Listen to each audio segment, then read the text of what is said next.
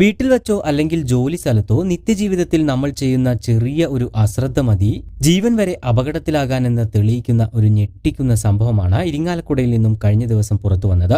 ഇരിങ്ങാലക്കുട കരൂപ്പടന്ന മുസാഫരിക്കുന്ന പുതുവീട്ടിൽ ഷാഹിദ് എന്ന യുവാവിന്റെ മരണം ഒരു നാടിനെ ഒന്നടങ്കം കണ്ണീരിലാഴ്ത്തിയിരിക്കുകയാണ്. ഇവിടെ ഏറ്റവും സങ്കടപ്പെടുത്തുന്ന ഒരു കാര്യം എന്താണെന്ന് വെച്ചാൽ യുവാവിന്റെ ഈ ദാരുണമായ മരണത്തോടെ ഭാര്യയും 3 പിഞ്ചു കുഞ്ഞുങ്ങളും ഉമ്മയും അടങ്ങുന്ന ഒരു കുടുംബം അനാഥമായി എന്നതാണ്.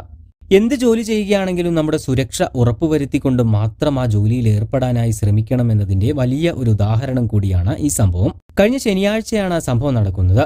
പെയിന്റിംഗ് തൊഴിലാളിയായ ഷാഹിദ് മാള നെയ്തക്കുടിയിലെ ഒരു വീട്ടിൽ ജോലിക്കെത്തിയതായിരുന്നു. മതിലിന്റെ പെയിന്റിംഗ് പ്രവൃത്തികളാണ് ഇവിടെ നടന്നുകൊണ്ടിരുന്നത്. പെയിന്റിങ്ങിന് മുന്നോടിയായി മതിൽ വൃത്തിയാക്കുകയായിരുന്നു ഷാഹിദ്.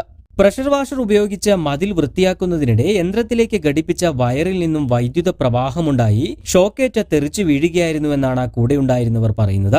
ഷോക്കേറ്റ് വീണ അബോധാവസ്ഥയിലായ യുവാവിനെ ഉടൻ തന്നെ ആശുപത്രിയിൽ പ്രവേശിപ്പിച്ചുവെങ്കിലും ജീവൻ രക്ഷിക്കാനായില്ല.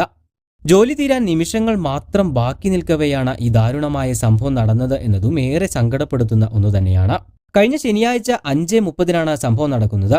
പോസ്റ്റ്മോർട്ടം നടപടികൾക്ക് ശേഷം മൃതദേഹം ബന്ധുക്കൾക്ക് വിട്ടു നൽകി ഇന്നലെ സംസ്കാരം നടത്തി. വൈദ്യുതി ഉപകരണങ്ങൾ കൈകാര്യം ചെയ്യുമ്പോൾ നമ്മൾ എത്രത്തോളം ശ്രദ്ധ കൊടുക്കണം എന്നതിന്റെ ആവശ്യകതയും ഈ ചെറുപ്പക്കാരന്റെ മരണം നമുക്ക് കാണിച്ചു തരുന്നു. പലപ്പോഴും ഇത്തരം ജോലിയിൽ ഏർപ്പെടുന്ന തൊഴിലാളികൾ യാതൊരുവിധ സുരക്ഷാ മുൻകരുതലുകളും എടുക്കുന്നതായി കാണാറില്ല.